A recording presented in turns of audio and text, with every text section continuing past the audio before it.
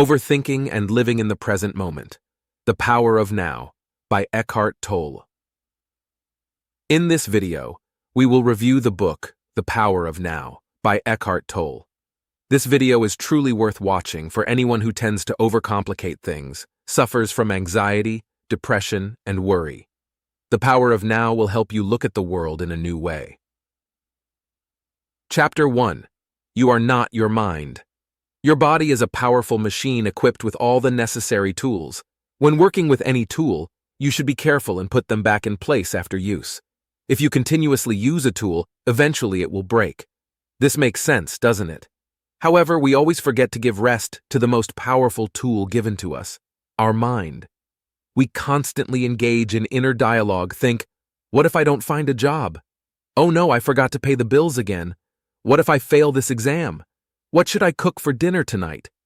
This endless thought process is an extremely dangerous addiction. Yes, it's an addiction because we cannot stop and say no. You have an off switch for thinking. If you don't have one, then you suffer from a detrimental addiction, and I don't mean this metaphorically. It literally kills you. Overthinking or ruminating is the #1 source of suffering, stress, and dissatisfaction. To some extent, everyone deals with this. And since we all have this addiction, we have come to see it as normal. But it is not normal at all. If you meet someone on the street who is constantly mumbling to himself, you will think he is crazy. But if you expressed all your thoughts out loud, you would be no better than him.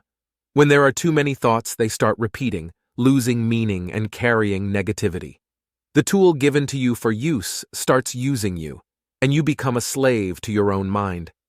The author claims you can get rid of excessive thinking by bringing your full attention to the present moment, living here and now.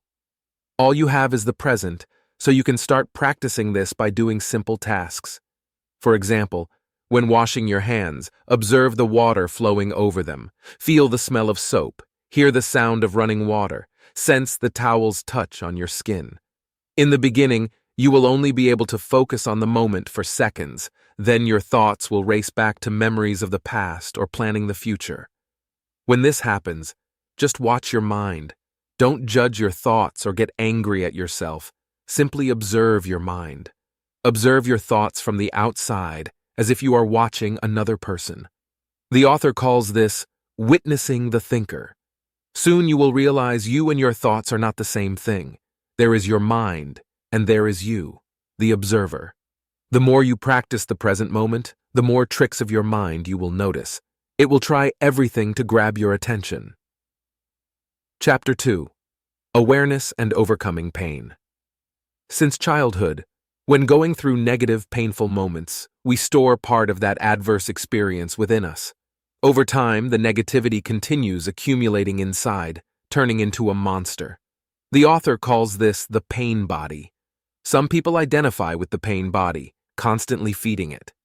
Others need certain words or emotions to trigger it.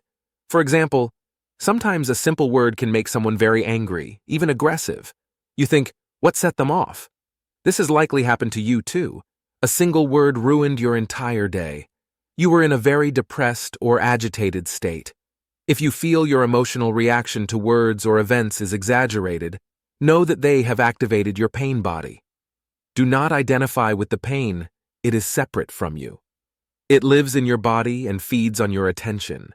It will try to convince you that you are inseparable, but this is not so. The pain body is a part of your ego that is a false identity, created based on your external experiences. Almost everyone has a pain body. It is important to notice it and catch it before it defeats you. If you are in the present moment, you can feel the moment it emerges. It may be a depressive feeling, anger. You can even visualize yourself beating someone up. Or sometimes it is a feeling of fear. Therefore, next time you feel your pain body approaching, do not judge it or analyze the situation. Simply be present in the moment when you become aware of the pain body and start observing it from the outside. It cannot overpower you. By being in the present moment, you shed light on this darkness, and the pain body cannot withstand the rays of your presence. Chapter 3. Sinking into the present moment. Time and mind are inseparable. If you remove mind from the equation, time will disappear. Imagine there are no humans on our planet, only plants and animals. You approach an eagle and ask, "Hey, what time is it now?" The eagle will reply, "What time? Time is here. Where else could it be? The past and future are like the moon. It has no light of its own. It gets light from the sun." Similarly, the past and future get their light from the present. We can truly live only by being in the present moment. As soon as we realize this, we can start using time as a practical tool. The author calls this clock time. For example, if you want to achieve a certain goal in 1 year, you use time for a practical purpose. However, if you are constantly focused only on the end result, forgetting about the present moment, you use psychological time. Psychological time is reminiscing about the past and thoughts about the future. If you do not practice mindfulness, you end up ultimately living in psychological time, the source of all stress and worries. This constant thinking about what happened in the past and what the future holds. I always mentally lived in the future, as I couldn't wait to finally achieve it, because I thought the past held only failures, and in the future I would surely be happier.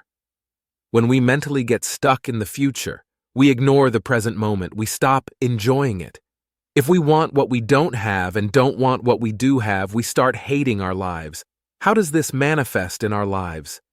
You feel like everything you do is just a means to reach something greater. You think that if you get a certain job, everything will work out in your life. If you achieve your goal, you will definitely become happier. You are waiting for something to happen in order to feel your life is worthwhile.